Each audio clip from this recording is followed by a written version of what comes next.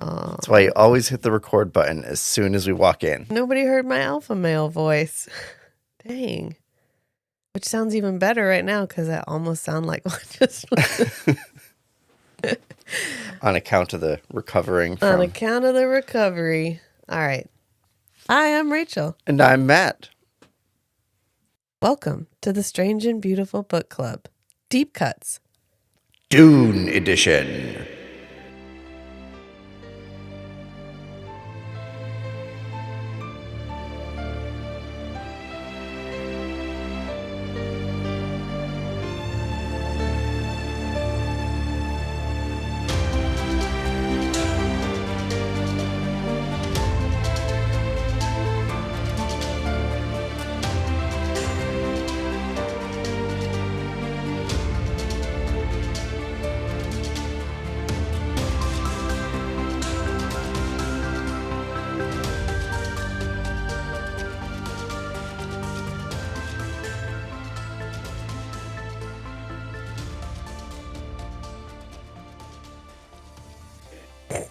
Want to let it read. Woo! We did it! Yay! Theoretically, this is the second to last deep cut.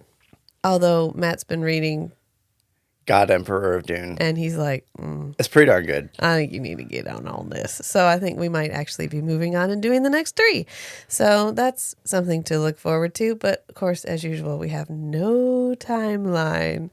I was talking with somebody on Threads because they were like, oh, I just started my podcast in August and I'm working on it. And like, when did people start to feel like a success? So I was like, I'm going to go comment on this guy. And I was like, okay, well, you're in it for the long. I mean, this is the long game. So you settle in, you create a version of this product, we're creators. A brand. Whatever, that you feel like you could sustain indefinitely without feedback, and then you just settle into a rhythm. And I feel like that's something we have done really well, which is I do not thrive well when I feel like there's external pressure. I can handle a near infinite amount of internal pressure, but as soon as I feel like somebody else is asking me to do something, it's like, no. No, 1,000 times no. But as soon as I feel like, oh, I'm free, I have no timeline, I'm going to get it done. And so that's why I always am like, we'll do it whenever. And then we do it like next week. But it's because I want to make sure. Under promise, over deliver. Yeah, I guess. I don't know. I feel like the most important part is for people are here because of Rachel and Matt. And so the most important thing for us to be is authentically Rachel and Matt. And here we are all day, 24/7, Rachel and Matt. So you're welcome. I mean, it's easy for us to sustain because it's not a character. Because it's not a character. This is, if you thought we were different in real life, psych. We are not different in real life. We maybe joke a little bit more. It takes a little longer to get us warmed up to this level of nerddom in the public. We have to feel safe with you. Yes. And we feel safe in the podcast. Well, we're just with each other. The Pod Lab. So we're going to, after that, stellar, you know what? I see a lot of jokes about like the podcasting. Like podcasting is a bit of a joke right now because so many dudes are like, I bought a mic and now I have a podcast and I'm going to give life advice about how to pick up chicks and shit. And so every time we go off on these like philosophical, totally off topic, random things, I'm like, oh my God, are we those podcasters? And I'm like, oh my God, are we those podcasters? Are we the ones that everyone jokes about? And then I go on Instagram and there's a couple that I follow that put up videos of their podcasts. And I'm like, nope, they are those podcasters. It's not me. You don't have to follow our advice. I don't know. It's just what works for us. Maybe it'll work for you. So I'll put it out there. I don't know anything. I don't have a degree. I'm not a psychologist. I'm just old and I've lived a long time. And you have a degree. You're just not a therapist. Yeah, I don't have a degree in that. Yeah. I have a very useful college degree. Thank you for reminding me. You're welcome. In pottery. Don't forget printmaking. You know what? Yeah, that helps with my Instagram. Also on that helped with your screen printing job. Also on that thing where I was giving that guy advice, it did actually. I said, I use Instagram like it's 2014. So if that's the thing you've been missing, like just pop on over to the Instagram. Witness me not know how to do anything on Instagram, but have a great time doing whatever it is that I do. I feel like I use Instagram like it's MySpace, and now I've started using Threads like it's Twitter. So I just feel like I'm keeping the spirit of social media alive. I'm keeping the original spirit It's of like Instagram alive. being a ghost. Yeah. It's like being a ghost. I can't learn new things. It keeps the spirit of the thing around long after it has passed away from the mortal realm. I don't want to be a product. I don't want to look like a product. Although apparently MySpace is still a thing. Not really. I looked it up. I heard Justin Timberlake bought it, and he uses it for musicians. Okay. Well, I don't. we're So supposed to be talking it's not about, what MySpace was. Speaking about things that have been beaten into the ground like a dead horse, let's talk about Dune. We've been beating this dead horse for 10 episodes But now. we're having a really good time doing it. So, and nobody has showed up to stop us. So here we are talking about Dune again. Okay, so as I said when this came on, I said, "Oh, Denis is Dune." We know it's Denis. It's a joke. Listen to our past episodes. This is Denis Villeneuve's Dune Part 1, which I watched once outside with a bunch of children. So this was kind of the first time I've seen it, I would like to say.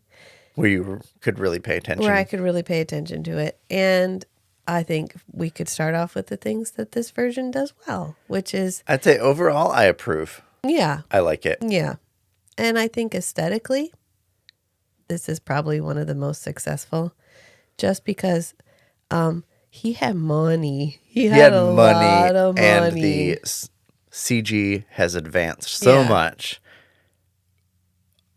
20 years since the last adaptation? Since Dune, the miniseries. I was gonna since say children. 40 years since the David Lynch's Dune, which I've seen a lot of praise for David Lynch's Dune, which I always think is hysterical when a thing fails and has failed for like 3 decades, and then all of a sudden everyone's like, well, maybe it wasn't as bad as we all thought. Like, no, it was bad. It was. It was bad. It's just that we've spent a lot of time living with it, and now it's kind of like that weird uncle that you used to think was gross, but now you kind of think he's funny because you get his sense of humor a little bit better.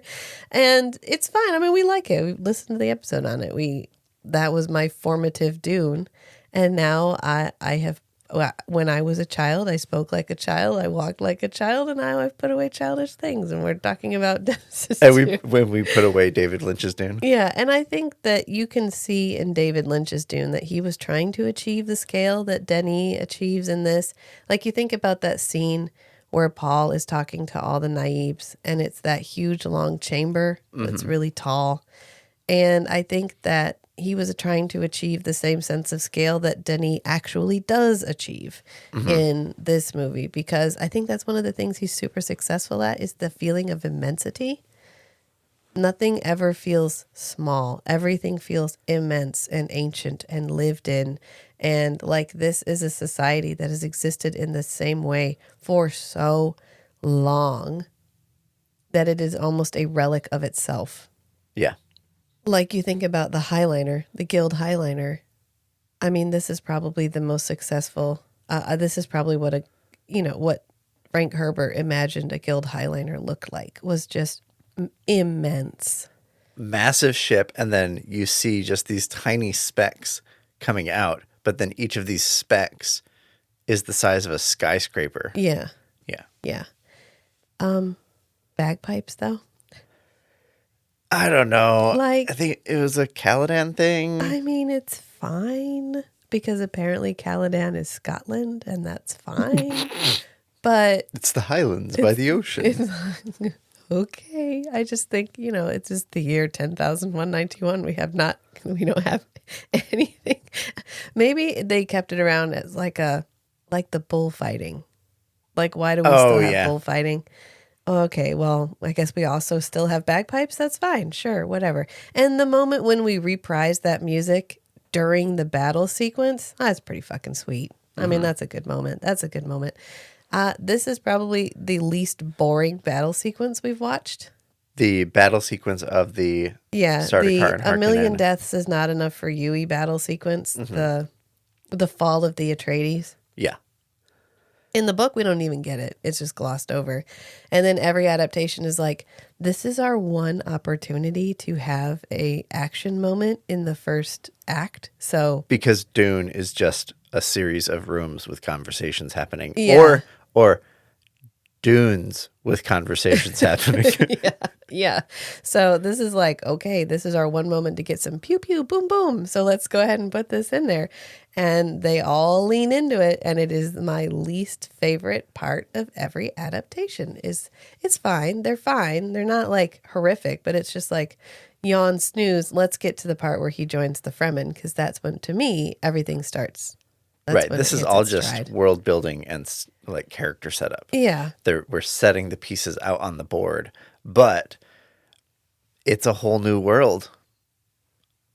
And when this was written, and so we have to go through some prep work. Yeah.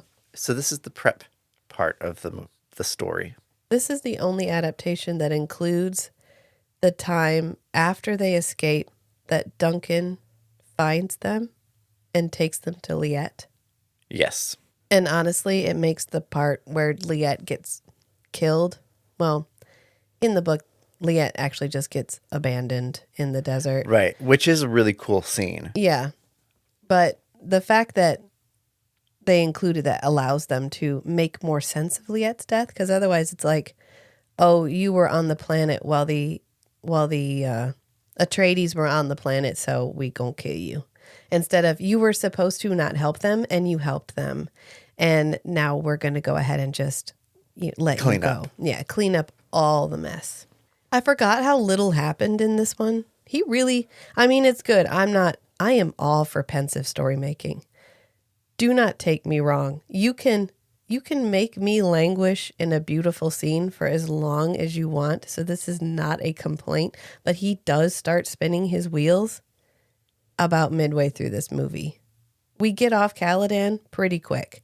And then once we get on Dune, it's like, well, we live here now, so there's no rush.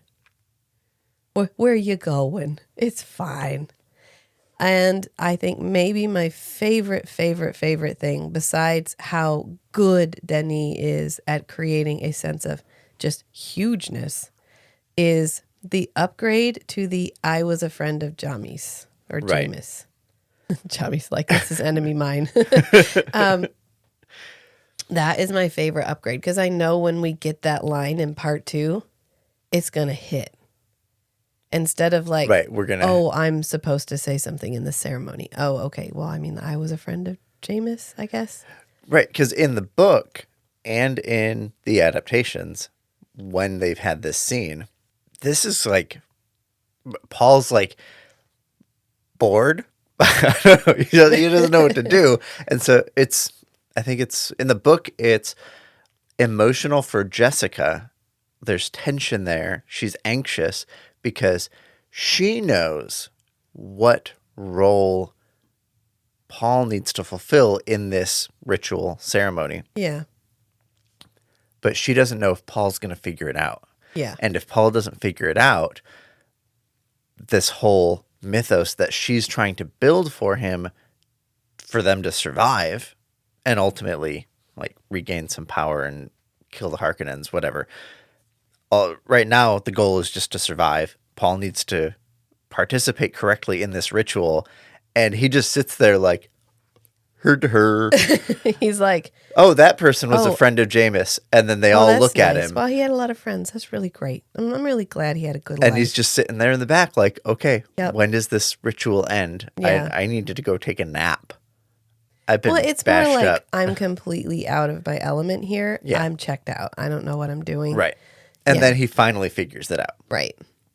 Yeah. So this, I think, is going to move through that scene a lot more quickly and a lot more emotionally. I hope so.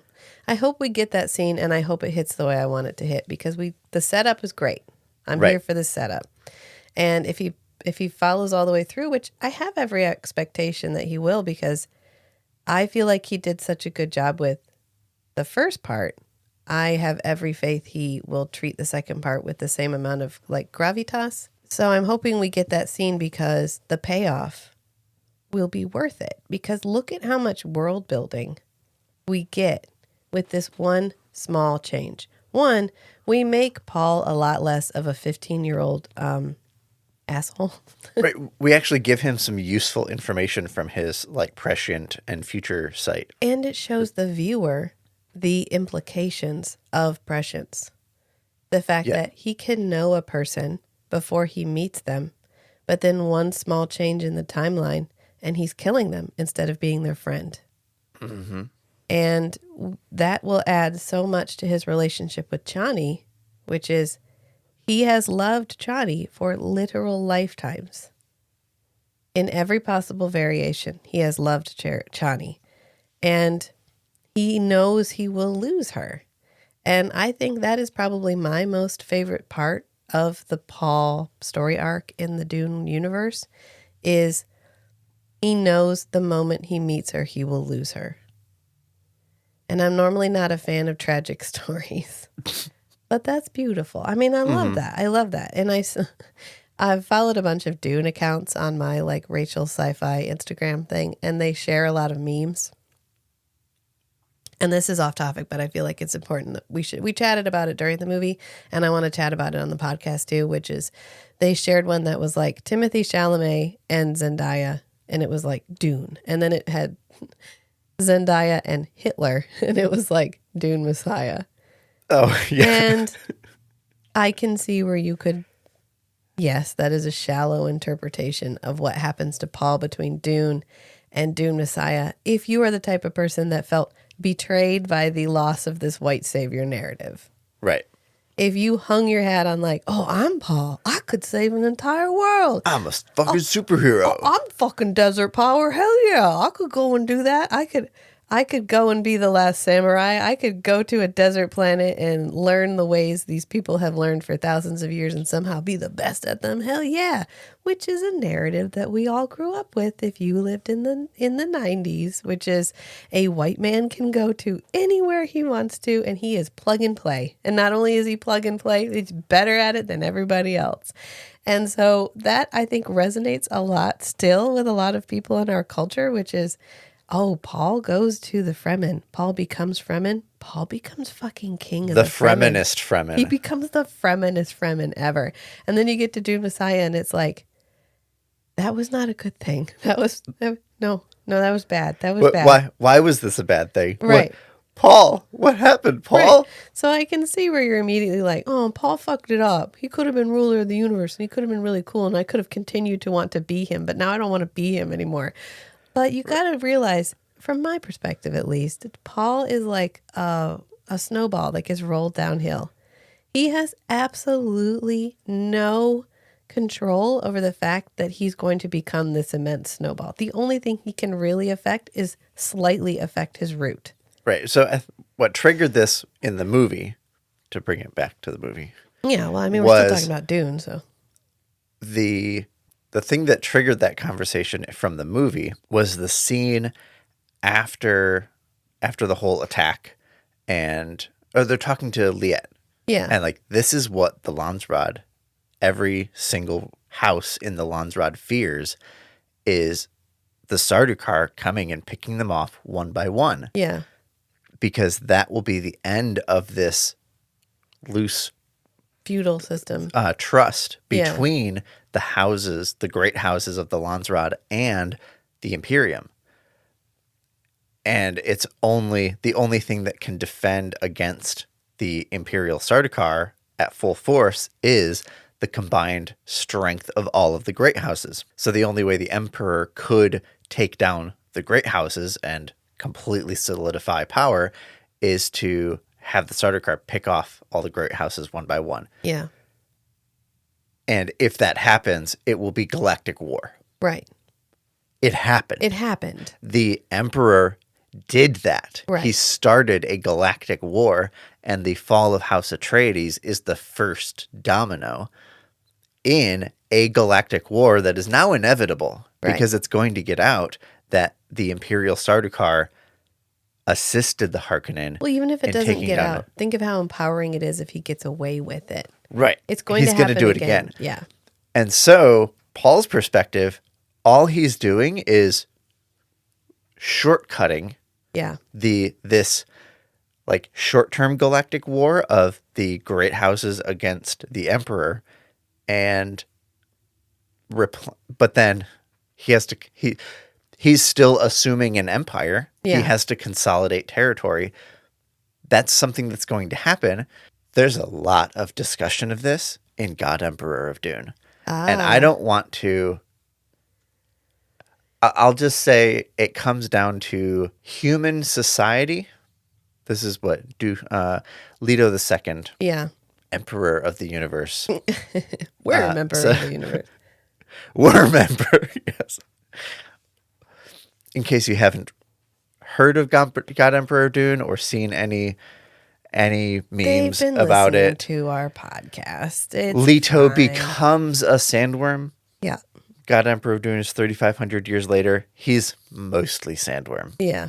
He's the size of a small sandworm with a little human head on the front. But he gets there's a lot of character growth in Worm Emperor Leto II in God Emperor of Dune, and I like it. So, if you have read up through Children of Dune, go ahead. Going. Just keep going. Go for God Emperor of Dune. God Emperor of Dune was supposedly, the rumors say, Frank Herbert's wife's favorite Dune book. Brian said that. Brian said that. Yeah. Okay.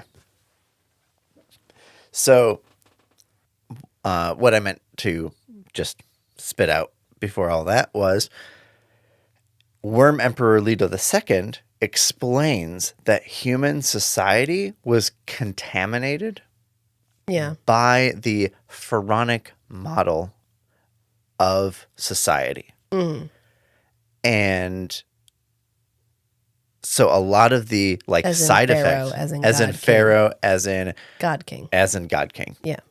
And that has carried through human society since then up to the year 10,191. Well, now it's the year 13,691. Yeah. Well, he's undoing it. Yes, yeah. That's the golden path. Right. Is undoing this, removing this contamination from human society so that human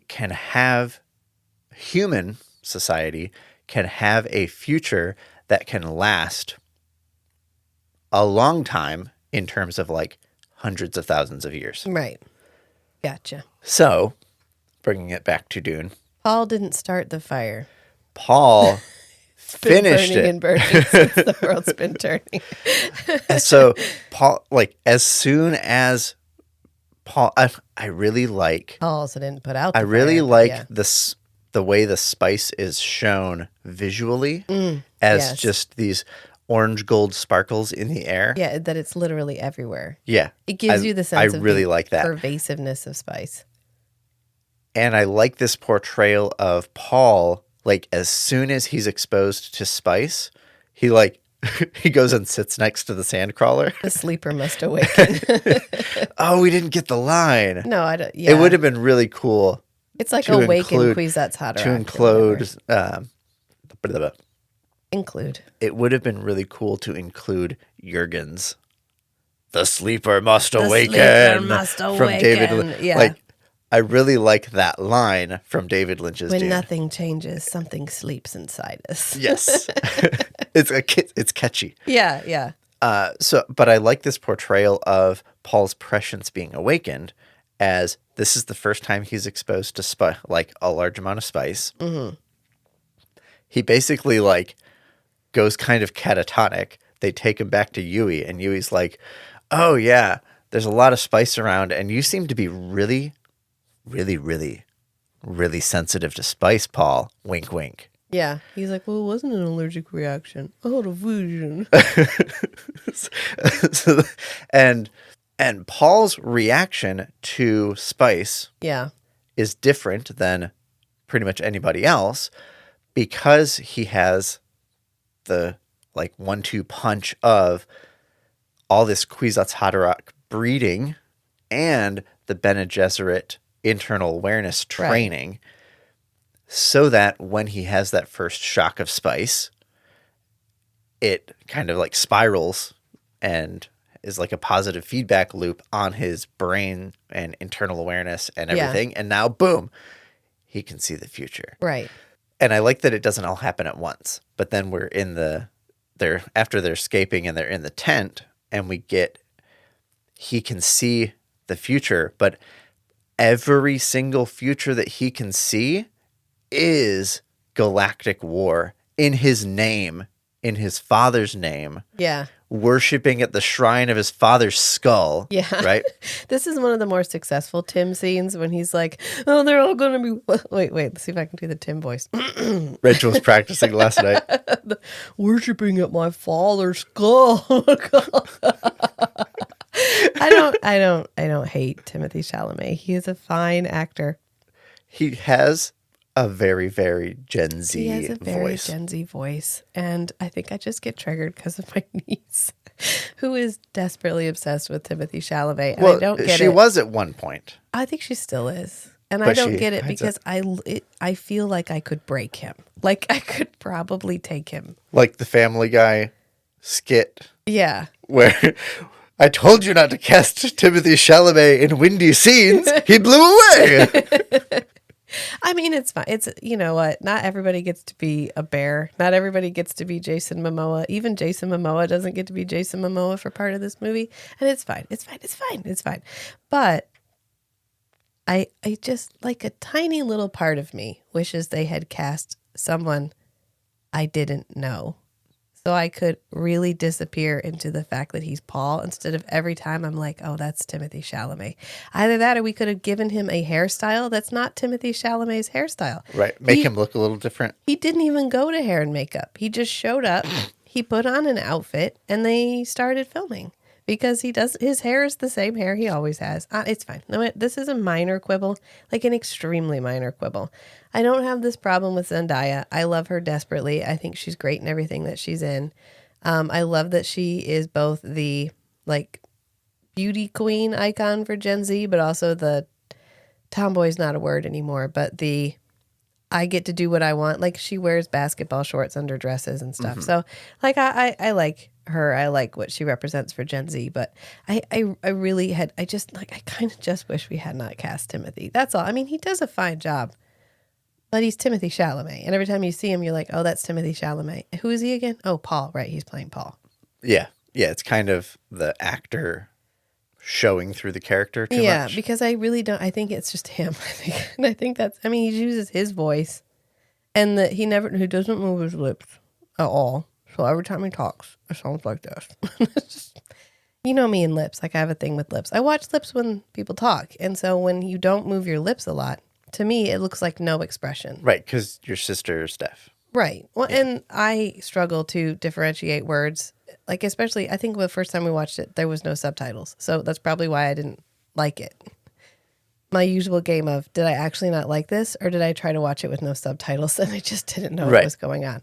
So when lips don't move a lot, to me, it feels like there's no tone or there's no expression. So that's part of my problem with him. That's a personal thing. To finish off, okay, what I was saying is... Did I interrupt you? Oh, who's tangenting now? Go ahead. Hey, we have a flexible dynamic. We do. Okay. We view structure with a very loose lens. So we get the Emperor started the Galactic War. Yes. Well, he triggered it. Yeah. Paul is just shortcutting the great houses against the Emperor Galactic War. After, I guess, at the end of Dune, and in between Dune and Dune Heretic.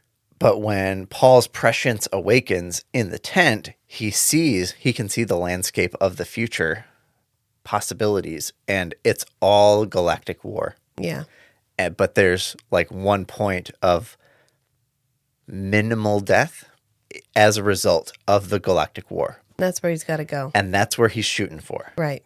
He's like, I'm stuck here. If I just fuck off into the desert by myself, this war is going to continue in my name and in my father's name. Right.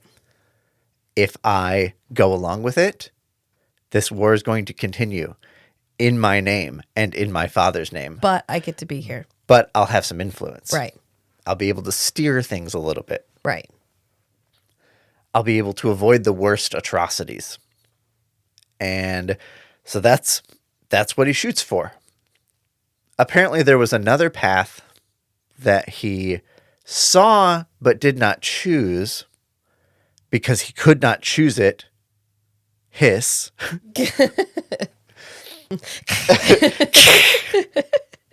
And but we don't get that here. So Paul shoots for the future of minimal human suffering. Mm-hmm.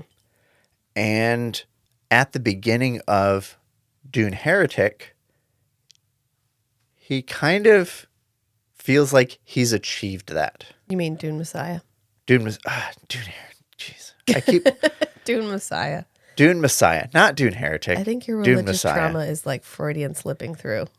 Maybe. I hide it so well. We both do. Okay, so yeah, by the beginning of Dune Messiah, he kind of feels like, okay, this solidification of the entire galaxy under Paul Muad'Dib's empire is almost complete. And I feel like I did a decent job with just getting it over with quickly, minimizing collateral damage. Yeah. It's his turn to roll a ball down the hill, and he has to choose so- what ball it is. So at this point, compared against the other possible futures where the jihad had just exponentially more death and suffering in light of this context Yeah. that I've been expounding in pieces, Yeah. Muad'Dib's not Hitler. No, that's what I'm saying. He's not Hitler in that he did not choose. He had very little agency in what happened to him. Right, and he sacrificed a lot to Yeah. reduce the fallout of the Emperor starting this galactic war. And I feel like seeding back into the narrative how overwhelming prescience is will get us to Paul is the villain because Paul was made the villain and because Paul had to choose villainhood.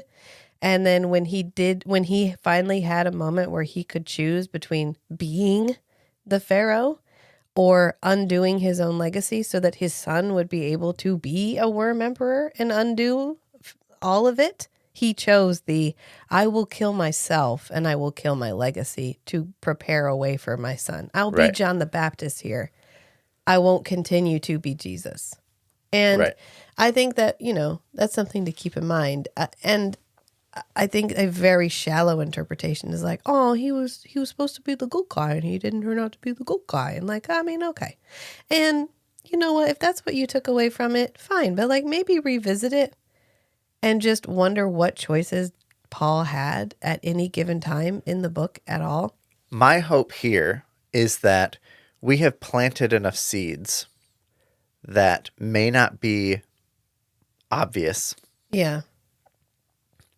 Maybe to people who read books for more than just breaking them down and analyzing things. There's more than this? Is there a step beyond this? Holy shit. There's different That will kinds be of the Leto enjoying second media. version. Oh, yeah. Okay. We're a little more on the analytical Yes. side. Yeah.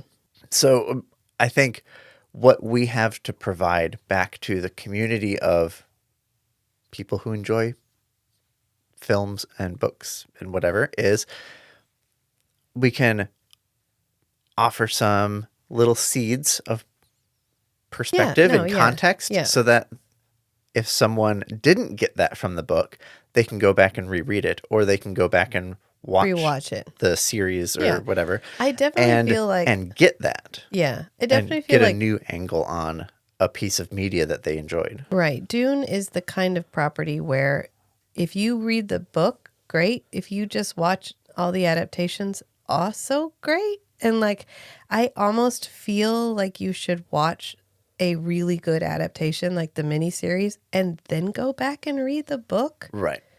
Because the book is so dense and the miniseries highlights it gives you the shape of the narrative when you start. So Dune is wordy old ass sci-fi. It is hard to get through if you are not the type of person that can read wordy old ass sci-fi. And that's perfectly fine. There is no shame in not having read Dune the book. Just go back. We've talked about it for like 6 hours. And the audiobook's good too. And the audiobook's fine. And there's no it's fine. I feel like we as a culture have explored Dune so much that no matter how you choose to interact with it, you're going to come away with the basics. Yeah. And reading Dune the book is just the street cred. But to completely pivot from this entirely to get us off this really interesting, and I'm glad we had it tangent. Thank you, honey. You're welcome. Is I love it when space travel or technology, space age technology, sci-fi technology is portrayed as so ubiquitous. It's basically architecture. Right. And there's no chrome, there's no flashing lights, there's no beep boops, there's no laser pistols, it does not feel like, oh, this is space, the space 1999, the like spacey space. And really, this is to me, the way Denis structures this, like the aesthetic of this movie is almost retrofuturism, but not retrofuturism like the 1950s, retrofuturism like the Renaissance. Yes. Large ceremonial garb. Everything is like carved. It's kind of like ornamented. Yeah. It's like Star Wars if you took out all the blinking lights. Even Star Wars is very space. Yeah, it is. Yeah. Yeah. But even the ornithopters, we have like 2 handles and like a gauge. And the gauge is not digital. It just There's spins. probably foot pedals too. And anyway, like helicopter I'm not level talking controls. specifically about how it actually functions. I'm like, there's no light up buttons. Oh yes, yeah. There's that we all there's push. not a whole bunch. There's not like a holographic display. Yeah, a big heads up information blob. Yeah, probably the most technology thing that we have is when they wear the headsets with the mouthpiece, and that's it.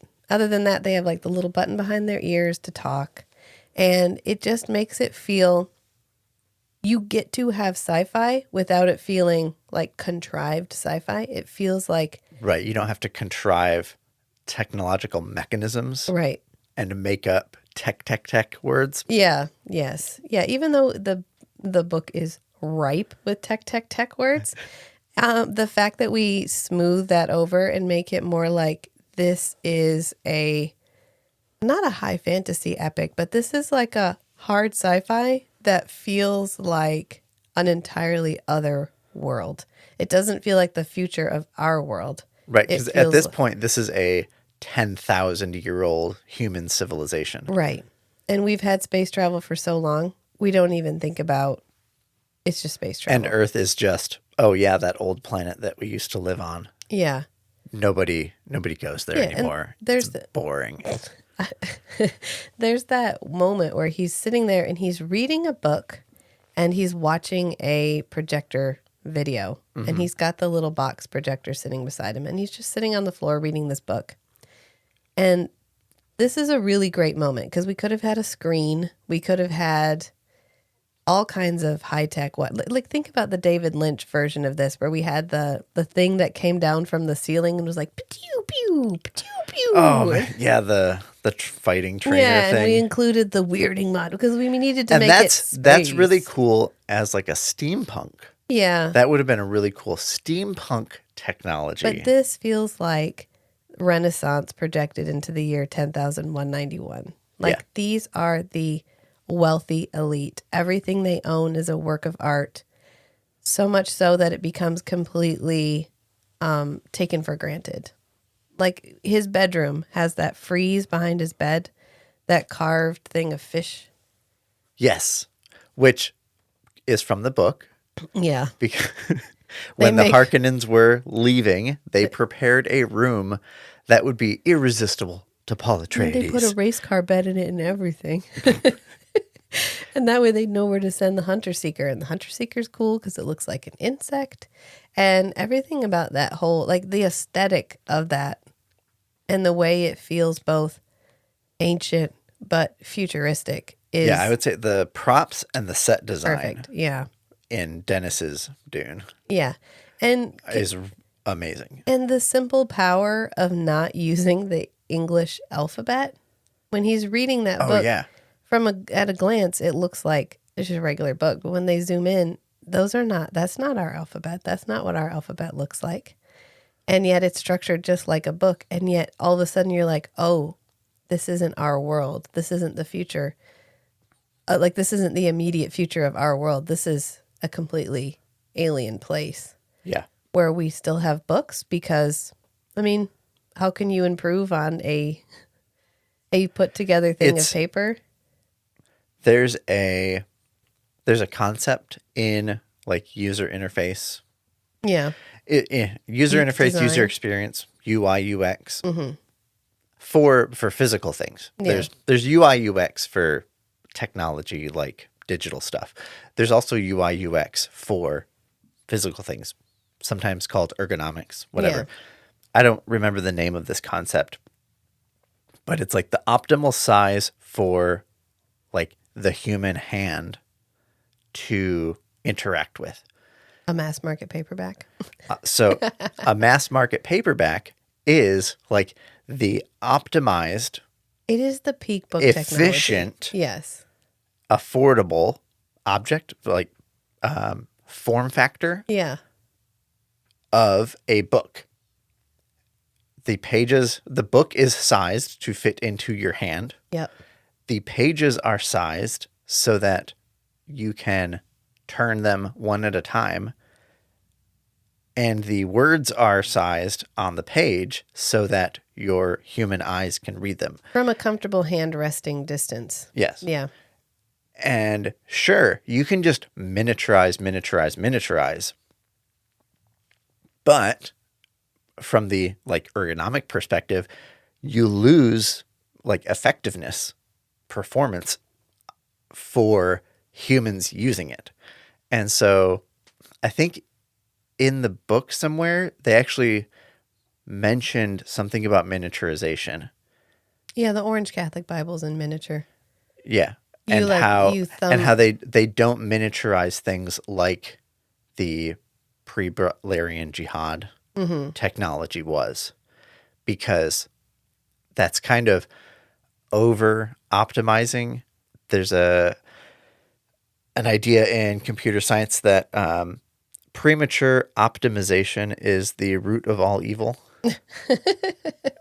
So optimizing without considering the effects of that optimization. Yeah.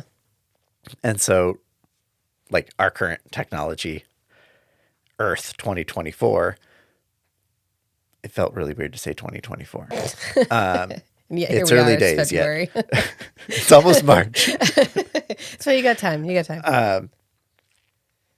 We're in a race to miniaturize. Yeah. As miniaturized as we can miniaturize. And so cell phones did that for a while. But then when smartphones came around, it's like, oh, that tiny, tiny thing was okay because it had physical buttons. Mm-hmm. And you could like push the number buttons with your fingernail. Right. And you could have this tiny, tiny phone that was an effective communication device that was optimized for the form factor and like usage that it had. Yeah. But then as soon as we were switching to touch screens, now Gotta be the bigger size again. of the interface has to match how you're using it, which is with the tip of your finger, and you can't use a fingernail. Right. And you want to fit more information on the screen, whereas before you just had to have like the time and the phone number that you were calling. Yeah. And, So text then they message. got bigger again. So they got bigger again because that was the optimal form factor for usage. And so in Dune, we have all of this technology that has been optimized over thousands of years for how people, like how humans, it's all human optimized technology, how humans actually use it. Yeah. Plus Frank Herbert's one great conceit that the future is free from computers. Yes. I don't think that gets enough credit. Right. The fact that he was like, okay, I see all of this sci-fi where in the future we have these AIs, we interact with computers vocally like we do in Star Trek. We have all of this really advanced technology. What if we didn't?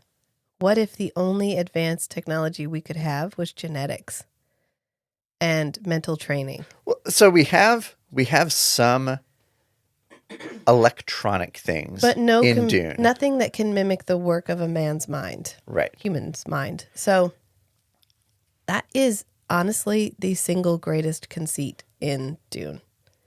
It's like how since the smartphone revolution, Yeah. a lot of horror movies now take place in the 80s and early 90s. Right, because cell phones ruin it. Right. Because cell phones shortcut the narrative. Yeah. The narrative device of being isolated. Right. And so, Frank, thank you. Frank. You've all the technology shortcuts a whole bunch of narrative devices that are effective, Yeah. but it makes it It makes it timeless. it makes it timeless. Ultimately, it makes it timeless. The author, the writer, the creator of the story. Let's generalize it. The storyteller Yeah. doesn't need to do a whole bunch of extra cognitive work that's very like tech context specific in their world to work around all the technology that exists to make things happen in the story. Right. So Frank just shortcutted that by the equivalent of this horror movie is set in the 80s. Yeah. There's no human level computers. Right. And the technology that does exist is just for enhancing human capability rather Right. than replacing. Human capable. Yes. We're not automating things that humans can do. We're helping humans do those things. Right. We're not doing it for them. Right. So the human still has to understand the thing that they're doing. They just may have a piece of technology to help them do it. Like we have a miniaturized projector. Right. Maybe that projector, maybe the thing that is getting projected, the data is stored in the book. And so like flipping through the book moves through the It's talking projection. about a different thing, but yeah.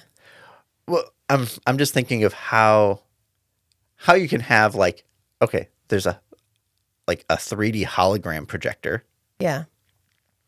How do you pick what it's projecting? Well, they have like cartridges, like we have DVD Right. discs. Yeah. So, but then you could have like the book and the projector communicate, and that's not mimicking the work of a mind. that's not mimicking the Right. work of a mind. It's Yeah. just assisting humans in accessing knowledge. Yeah. So, anyway, Yeah. No, I really think that the universal and timeless appeal of Dune is really hinged around that one single concept. And I love every time a visual storyteller like Denis explores it and gives us this world that feels ancient. because that visual style of storytelling fits really well in Dune, Right. You which feel is very visual. you feel like this is an ancient space-faring society that does not have advanced computers.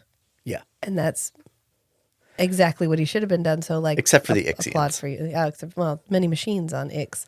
So, one of my favorite things about all these adaptations, and I think that Denis does it really well, and I know they've been teasing that Florence Pugh's Irulan is going to get the same treatment, and I am cautiously optimistic that she gets to be both powerful and also intellectual, and not like powerful because I can wield a sword just like the boys can. So I'm really optimistic that they're going to give Irulan the same sort of treatment that we got in the 2000 miniseries, which is give her like a role upgrade without changing who she is. But I love the modern conceit in all of these of actually making these characters.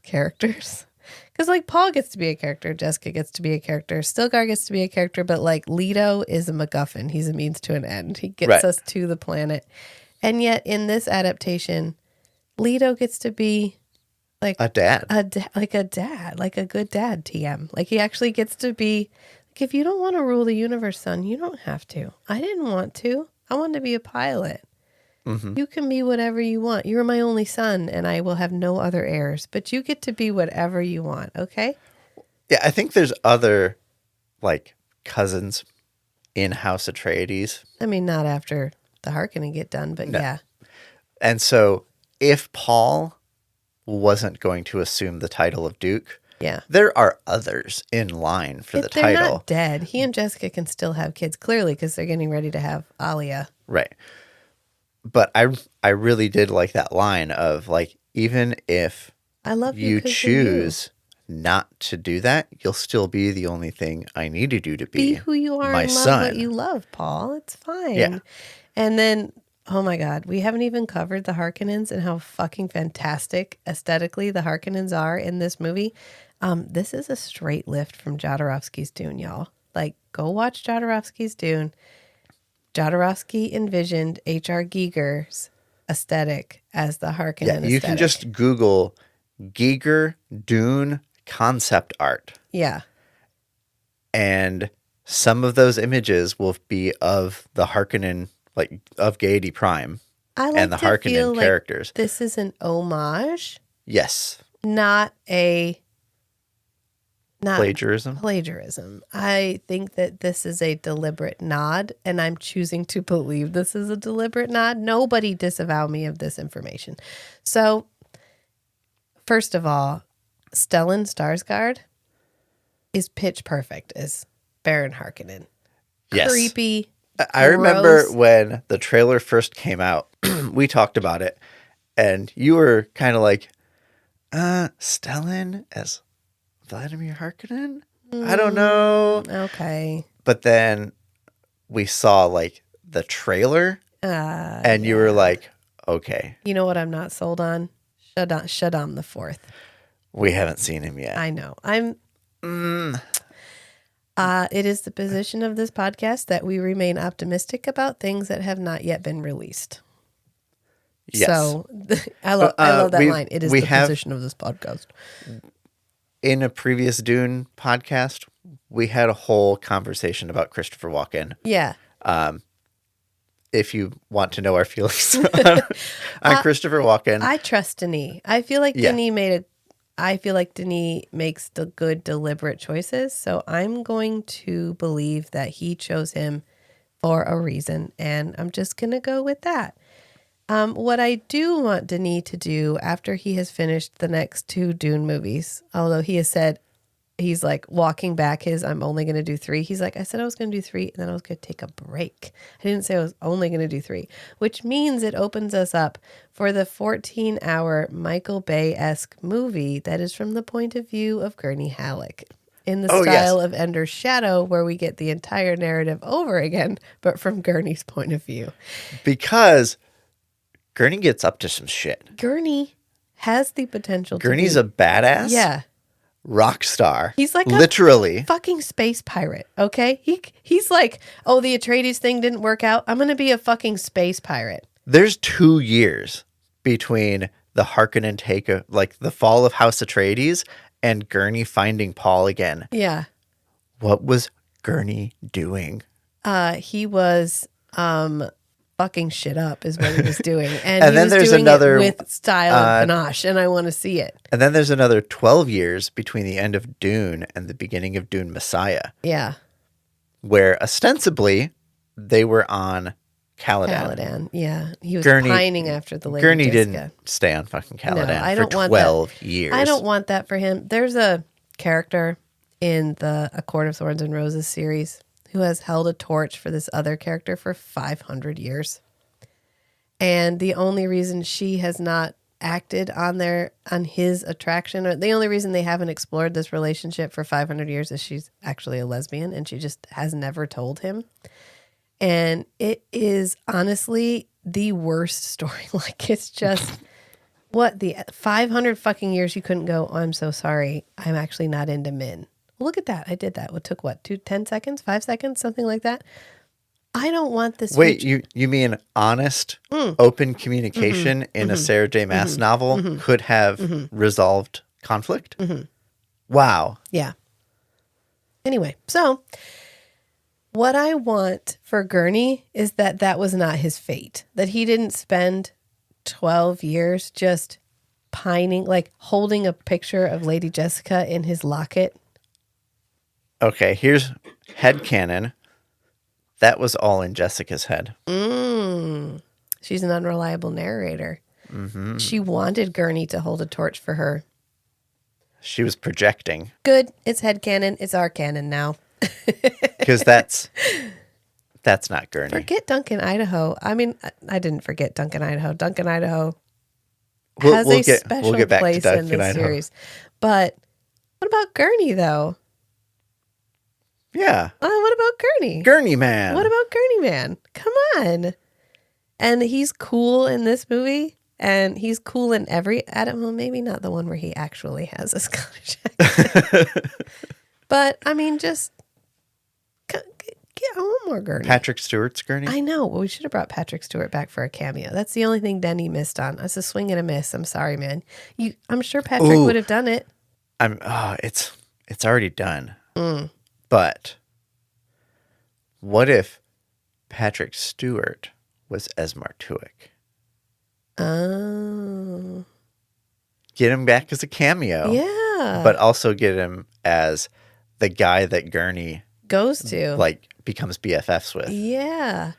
All right. So what is your hope for part 2? But part 2 hasn't been released. We're recording this. It hasn't even come out yet. So what is your hope for part 2? Like, what is a scene you think has to be included and you hope they don't cut it out? All the scenes that are coming to mind are scenes that were in the sci-fi miniseries. Yeah. But not in David Lynch's Dune. And that includes Chani and Paul having a son and that son dying as like a precursor to Paul just taking over. Yeah. At the very end. Going full badass at the end. Yeah, going full badass at the end. Yeah. I've heard rumors that there's going to be a fight scene between Gurney and the Beast Raban.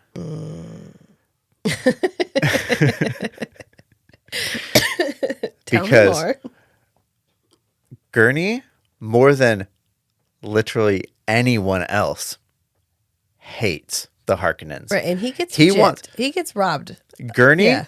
Gurney wants like genocide against the Harkonnens. Yeah. If Gurney had his way, it would be full genocide. Wipe them off the map. Yeah. Destroy their entire planet. Wipe them from the history books. Level of hate. Yeah. And so, supposedly, one of the reasons Dave Bautista is playing the Beast Raban is because Raban has a bigger role in part 2. Good.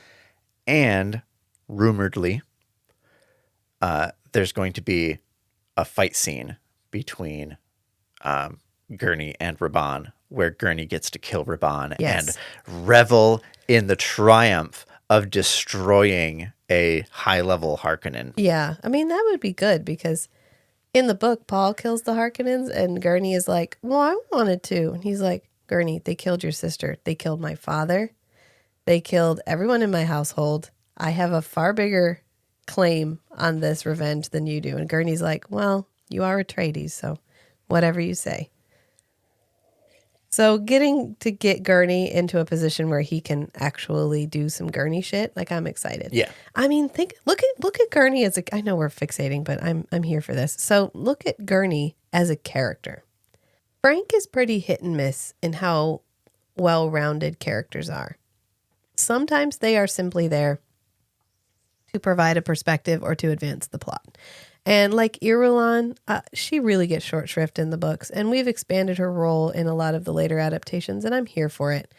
But Gurney is this prepackaged. Not only is he a pirate lord, he is a poet and a musician. Like a famous poet, musician. His skill at the sword is only exceeded by his skill at the balisette. Like, Gurney could kill you and then compose a ballad about it, and it would be a banger. And why do we not have more Gurney? Maybe there is. Maybe there's this. Maybe Brian wrote one, although on the Discord we were discussing it, and one of the people on the Discord has read a lot of the Dune books, and they were saying that Brian is not the writer Frank was. And so maybe Brian is not as successful, and that's why it's not as popular. But maybe Gurney does get it. But I want an Ender Shadow version of Dune that is all from Gurney's perspective, because there is some that there. He's my favorite character. I've always liked Gurney a lot, and he's this throwaway character. It's like Gurney. I mean, in the first book, he's not. He's the one who, like, he always has a quip. He always has a poetry quotation, right, or like a composed on the fly poem where it's like, Gurney, give us the rhyme for what we're about to do. And he's like, cool, I got one for you.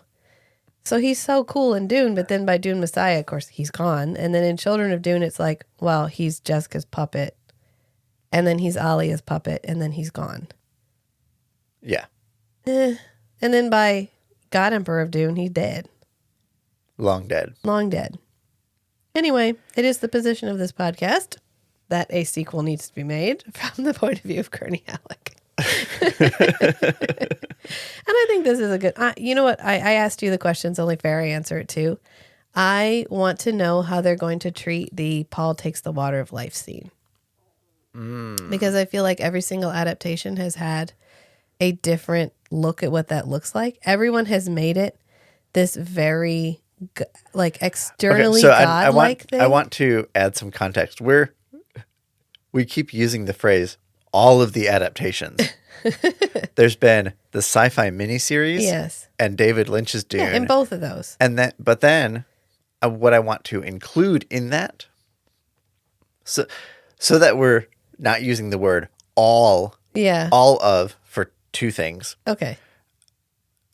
I want to include Jodorowsky's Dune in there, because he literally broke down every single shot and cut in every single scene. Yeah. And so in there is a scene, like, storyboard for when Paul takes the water of life. It'd be really cool to get a copy. Right. Well, so in the two adaptations that we have, David Lynch is doing when he takes the water of life, it's outside. He gets like tied up. The worms show up, and it's all very Shai Hulud has blessed him. La, la, la, la. You know, and then the sci-fi miniseries, he makes the water flow. Remember the joke about, well, he had to pee really bad? So they're both very confirmation of divinity. And whereas the book is... Not that at all. And what it does is make it hard to walk back in Dune Messiah. Oh, he's just a man who has this one unique quirk where he can see the future. Because he summoned worms. That's pretty badass. Or he made water flow, unless there were people behind him with a hose, I don't know. But he made water, like he literally, and then even in David Lynch's Dune, he makes it rain. So it's all very like, oh, he actually does have godlike powers. Right. And it makes it hard to walk it back in Dune Messiah. And I feel like if Denis If Denis goes for the full, this is confirmation of divinity, it complicates the walking back because it makes us see Paul as not just a man. And then it makes all of his actions between Dune and Dune Messiah feel deliberate. And I don't think we're supposed to interpret any of that Right. as... And the interpretation of Paul Muad'Dib as like actually divine on Earth, Yeah. or on Arrakis, is supposed to be like the shallow interpretation that falls away really easily because in Dune Messiah, when you point back at why did you think he was divine? Tell me the evidence Yeah. that brought you to the conclusion that he's divine. And you go back and you see there is none. Yeah. Oh, it was all assumptions. It was all The legend. smoke and mirrors. The legend of Muad'Dib. Right. Yeah. And so it works really well. Right. But if you actually show Paul Muad'Dib having like a physical effect on reality just from his mind or whatever, Yep. that undermines in Dune Messiah when you yank the carpet out. Right. Yeah, exactly. That's why I'm anxious to see how he interprets it. Even Jodorowsky, at the end, he has Paul die, and Paul is so divine, his light invades the universe, Right, because and we all become Paul. That's the short-term interpretation of Dune as like the hero's journey, as the savior narrative. Right. And apparently Jodorowsky was a big fan of that. Well, Jodorowsky didn't actually read the book. Right. He did not read the book, but he was also trying to make it more of an optimistic ending, as in we all become a little bit divine. And then we don't have to have a divine ruler because we are all capable of ruling ourselves. Yeah, I guess that would be a shortcut of 3,500 years of Worm Emperor Leto II's attempt to, or I guess, continuous effort over millennia to remove the pharaonic contamination. Yeah. He uses the word pharaonic a lot. Yeah. Well, he gets a good word and he's like, what's a good word? I'm going to use this word a lot. Yeah. So I think we'll just leave it there until we go and watch part 2, which Matt was like, we're going to have to go see it at least 3 times to be able to talk about it. Well, we'll see. One, we have to be able to afford the tickets and the time. Cause, mostly the time. It's not just the tickets, it's the childcare. Yeah. So, yeah, I think we're hopeful. I'm optimistic. I had a really good time doing this deep dive with you, and I think I'm looking forward to doing the second movie and then maybe going on and doing the rest of the books. Not the rest of the books. Not the rest of the books. No, the rest of the 6. The first 6. Yes. Yeah. So I guess we'll just leave it there. That feels short. It was an hour and 10 minutes long. Hold on. This isn't our pattern. Our pattern is for the podcast episode to be longer than the thing we're talking about. Oh, we're not making a 3-hour episode now. Well, see, the thing is, we have been having to give background. At this point, if you didn't know what we were talking about, go back and listen to the other 13 episodes of the Dune Deep Dive that I have carefully crafted, plucked out of the stream, dropped into its own stream called the Dune Deep Cuts. So if you do listen, if you go to your podcast app, whatever, and search for Deep Cut Dune, you'll get a separate podcast publication. I even labeled it as serial and not episodic. So it starts at episode 1 at the top and goes to the last episode at the bottom. You don't even have to scroll to the bottom and start at the bottom and work your way up. Nice. You're so welcome. So that's there. It's also in a separate playlist on our YouTube channel. Yes. I've been putting all of the Dune episodes in there. And I kind of hate where this movie cuts off, though. I'm sorry. You kept me around too long. I had more to say. I kind of hate where this movie cuts off. I feel like the usual cut I feel maybe the usual cut, as in it's been done multiple times, but the miniseries cut, like there's certain places where there's a good gap. And I'm not sure that, I've joined the Fremen and now we're going to go get on this worm.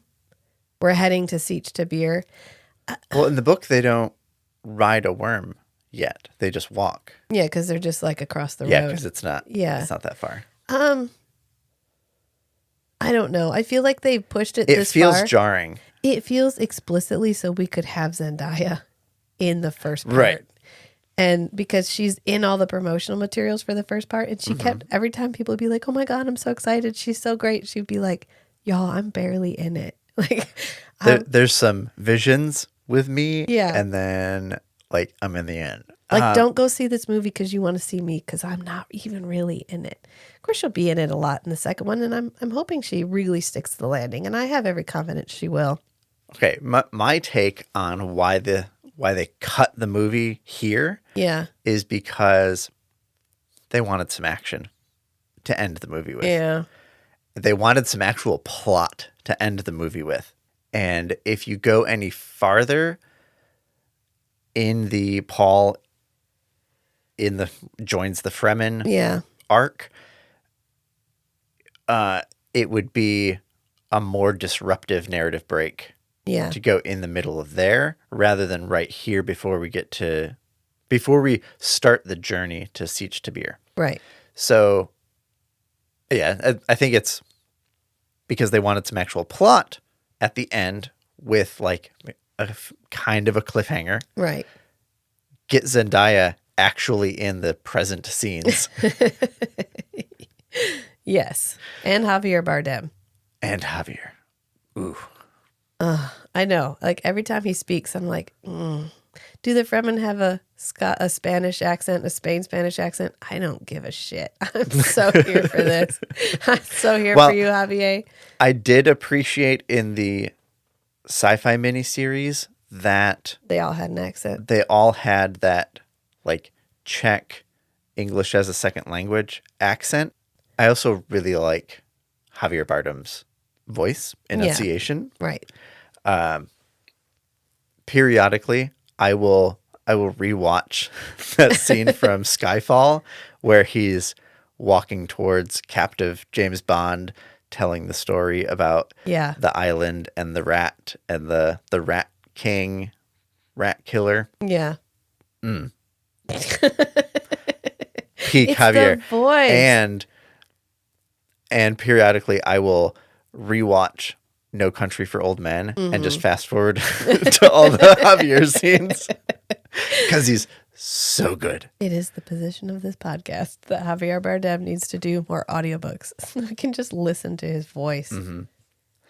Yeah. Yes. So we get Javier. We get Zendaya. We get actual plot at the end of the movie. Yes. So I think that's why it ends here.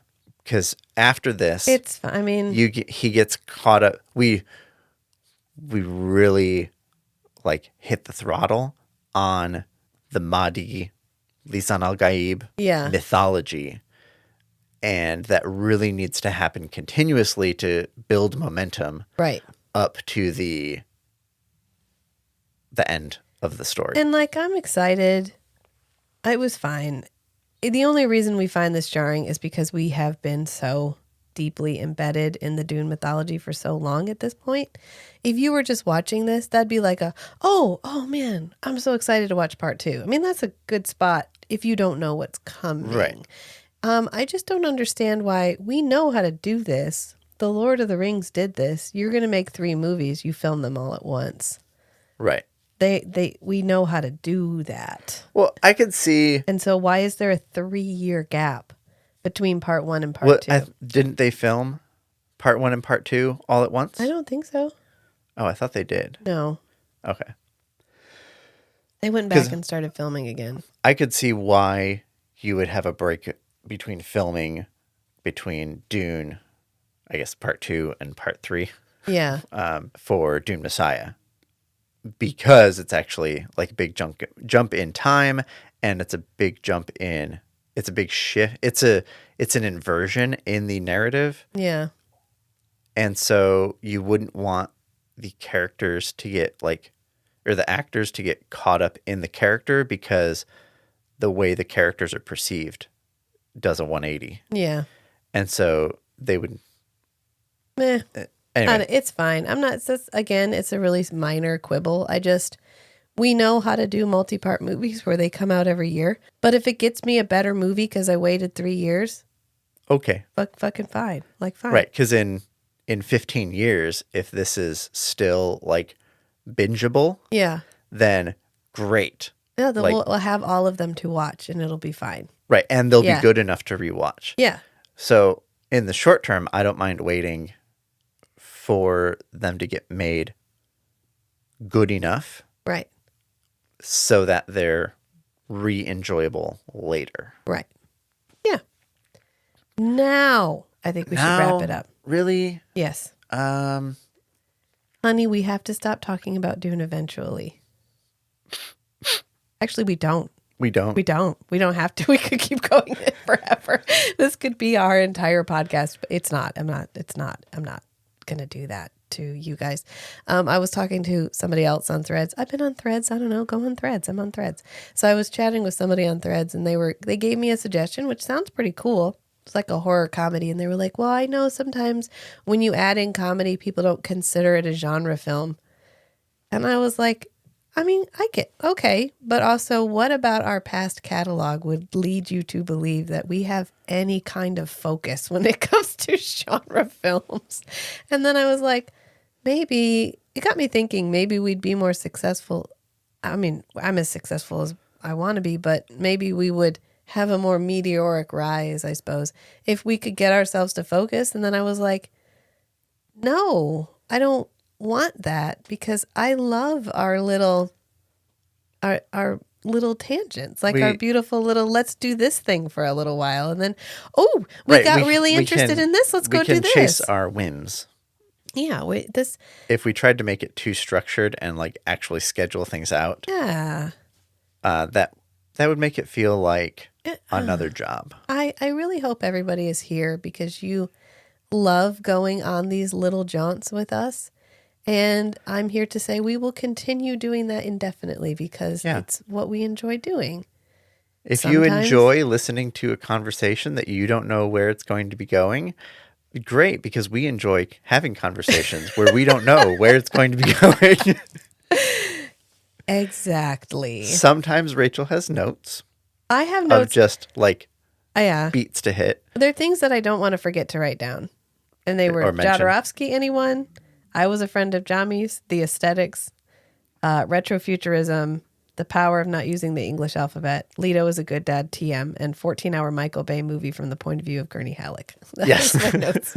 And I think we hit all of those. So I'm trying to wrap this up, honey.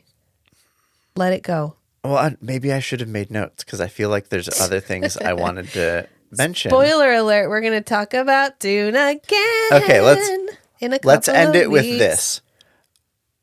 I will maybe actually make a list, or maybe I'll just say, hey, Rachel, can you jot this down as a thing I don't want to forget bringing up on the podcast? Okay, sounds good.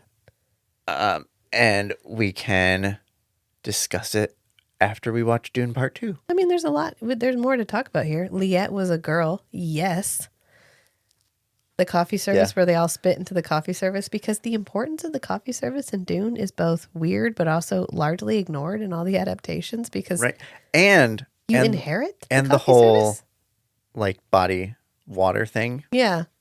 It's another person's spit isn't gross. Right. It's valuable moisture. Right. So, and I guess we're going. Yes, because you won't let me wrap it up. So I haven't mentioned John Vervaeke in a while. So John Vervaeke. Let me pull him out of my hat. He has a cool, I don't know, spiel about ritual as enacted, ritual as serious play. Okay. Where you and I think this was the last thing that was nagging at me. which is a nice note to hit in the narrative at the beginning when they have the whole big visit from the like imperial guy with the scroll and the Duke. Yeah, the judge of the change. The Duke puts his ring in the wax. Yeah. And Paul's like, Mom, why do I have to get dressed up? Just got up. Mom, I just got up. Mom, I really just got. Give me the water. Okay. So Paul says to Jessica, why do we have to have all this big ceremony? And the reason is like ritual is valuable as part of like human like conscious development, like personality development, societal development. Ritual is a like motion that you go through to explore like deep ideas. Yeah. And you enact them so that because we live in bodies, when we physically do something for the sake of doing it, it feels more significant to our brains. Yeah. Rather than just having a thought exercise about something. It's more impactful and more sustaining. It's sticky mentally if you physically do a thing. Yeah. And so that's why. And Jessica should have been able to provide an explanation like that, like a more psychological explanation Well, she's just whispering it. It's not like the moment to pull out a John Boyega lecture. I do like that Jessica is portrayed as a lot more emotional. Yeah, she's always on the verge of tears. Okay. But maybe it'll make me like Jessica better. Oh, okay. That's it. Good. The Jessica. We found the Jessica arc. Yes. Okay, so the ritual is serious play. You have to go through the motions of ceremony so that it's actually like mentally significant to you, psychologically significant. And that comes up again with the coffee service. Yeah. The coffee service is a ritual that you go through. It's not just, get me a cup of coffee. Yeah.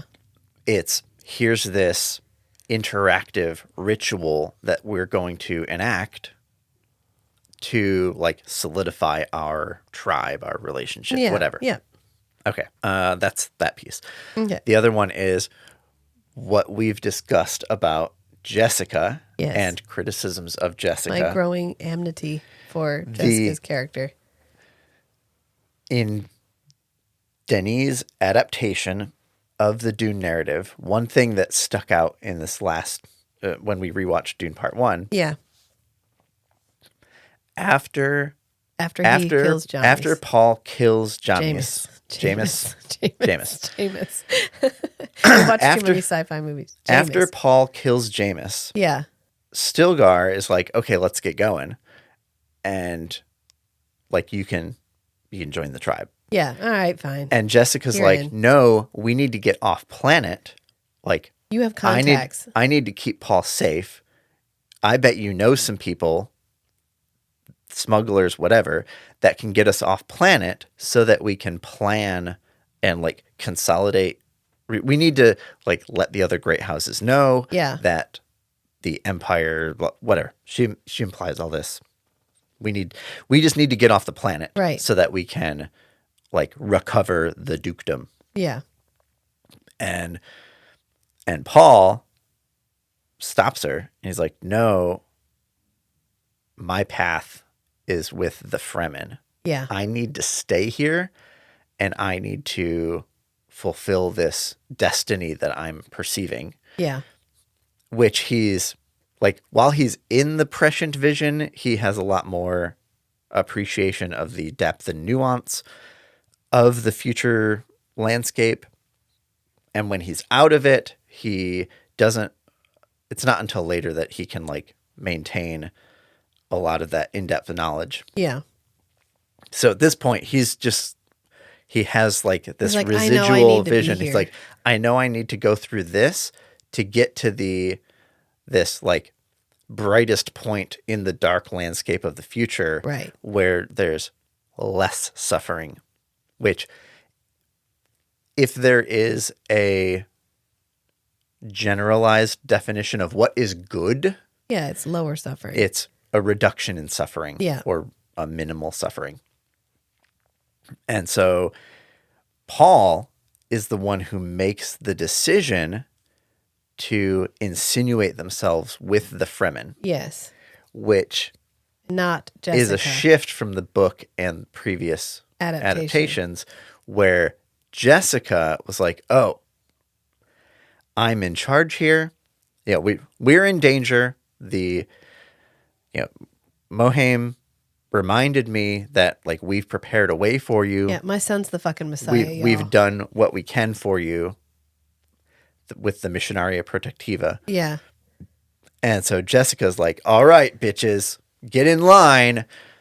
We're fulfilling the prophecy, because from her mind in the book, that is the path to survival. Yeah. Is insinuate themselves with the Fremen, and then they can use the Fremen to get back at the off-world. Harkonnen. Yeah. And it makes Jessica really kind of self-centered and manipulative. Yep. But I like This this is a very this good- little twist. Yeah. This is an good improvement. This is a good example of a single change that you can make that alters the way a character is perceived. So instead Right. of feeling like Jessica is using her son as a tool for her own survival, which in her mind is his survival, but ultimately she offers him up as a sacrifice to the future for her own survival. Right. And yet in this, when she says, no, we need to get off world, and he says, no, Mom, I'm going to stay and play with my friends, it becomes his choice. Right. And that is a single moment that really changes your perception of Jessica, and it works. And it makes it more... It changes Rachel's perception of Jessica. It does. Although it gives Paul more agency. Other people probably felt the same way about Jessica Yeah. than just you, which would have driven this little twist. Other people, I don't think her actions writing are this as adaptation. obviously selfish until you Yeah. get to Children of Dune. Yeah. And they're like, oh, she comes back from Caladan. How long's she been there? Oh, since Alia was like 2. Did she take Alia? Fuck no. Left her behind. It's fine. Yeah. Yeah. That's when you're like, oh, Jessica's not the hero in this story. No. And it's the same. Really, her character undergoes an inversion in the same way everybody else's does. The only person who doesn't is Gurney Halleck. And I think that's where we will leave it. Can we leave it? Oh, you held up a finger. Okay. We can't leave it yet. I guess just the last thought on that is, even in this situation when Paul is saying, no, Mom, I'm going to stay here. Yeah. He's not necessarily responsible for the consequences. He's taking on the perceived responsibility for the outcome as like a sacrifice to reduce the suffering of the jihad. Yeah. But this isn't Paul having an ambition of becoming emperor because he wants to be emperor. This is Paul pursuing taking over the empire to reduce the human suffering in the galaxy from the now inevitable galactic war because of what Shaddam did. So I guess that sets us up for Dune Part 2. Yeah. Okay. I'm done. Thank you. Do your thing. So remember, sometimes the strangest things are the most beautiful too. So be who you are and love what you love. Until next time, friends. Bye. Bye.